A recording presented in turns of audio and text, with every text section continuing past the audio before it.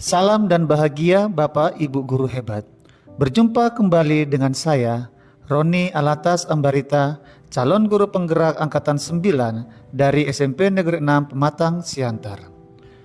Video ini adalah koneksi antar materi modul 2.1, pembelajaran berdiferensiasi. Apa itu pembelajaran berdiferensiasi? Pembelajaran berdiferensiasi adalah usaha guru dalam menyesuaikan proses pembelajaran di kelas untuk memenuhi kebutuhan belajar murid. Artinya, pembelajaran berdiferensiasi adalah pembelajaran untuk mendukung semua murid di kelas kita. Maksudnya, setiap anak adalah unik. Mereka punya kelebihan dan kekurangan masing-masing. Begitu pula dengan minat, gaya belajar, kebiasaan, pola pikir, kemampuan literasi, dan lain-lain. Disinilah diperlukan usaha guru untuk dapat memenuhi kebutuhan belajar murid yang berbeda-beda, agar mereka merasa nyaman saat belajar di kelas dan tentunya tujuan pembelajaran dapat tercapai.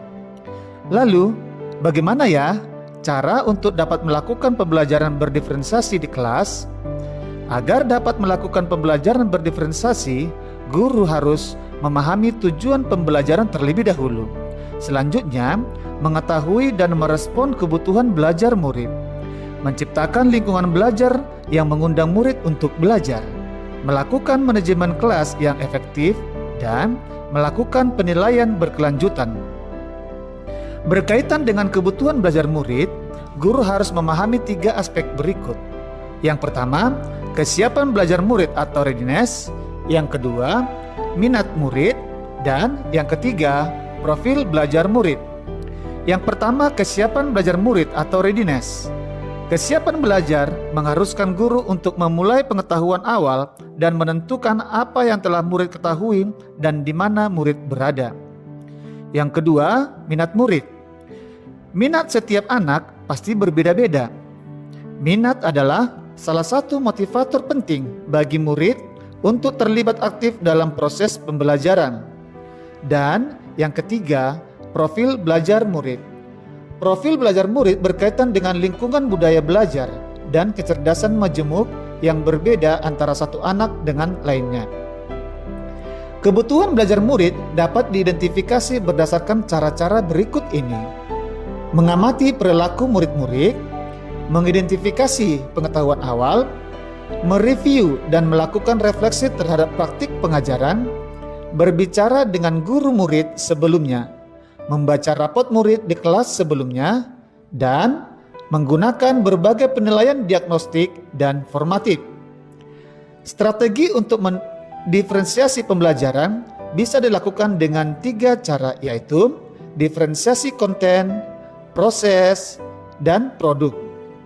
Guru dapat memilih salah satu atau kombinasi dari ketiganya. Diferensiasi konten berkaitan dengan apa yang kita ajarkan, seperti materi, konsep, atau keterampilan yang perlu dipelajari berdasarkan kurikulum. Berdiferensiasi konten bisa dilakukan dengan membedakan pengorganisasian atau format penyampaiannya, bukan mengubah atau menurunkan standar kurikulum. Diferensiasi proses berupa kegiatan yang memungkinkan murid berlatih dan memahami atau memaknai konten dengan cara membedakan proses yang harus dijalani oleh murid. Diferensiasi produk berupa bukti yang menunjukkan apa yang murid telah pahami dengan cara membedakan atau memodifikasi produk sebagai hasil belajar murid, hasil latihan, penerapan, dan pengembangan apa yang telah dipelajari. Adakah keterkaitan antara modul pembelajaran berdiferensiasi dengan modul-modul yang lain? Tentu saja ada. Untuk dapat melakukan pembelajaran berdiferensiasi, maka guru harus berusaha memenuhi kebutuhan belajar anak sesuai dengan kodrat alam dan kodrat zaman berdasarkan filosofi Ki Hajar Dewantara.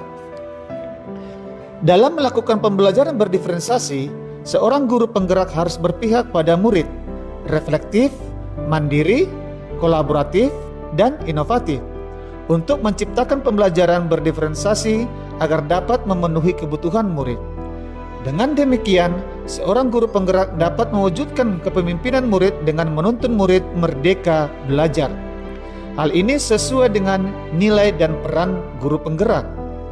Selanjutnya, pembelajaran berdiferensiasi pun dapat menjadi salah satu strategi untuk mewujudkan visi guru penggerak yang berpihak pada murid.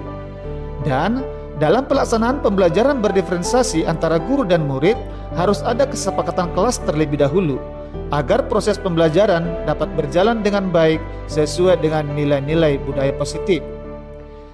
Bapak Ibu guru hebat, demikian pemaparan koneksi antar materi modul 2.1. Semoga menginspirasi dan terima kasih.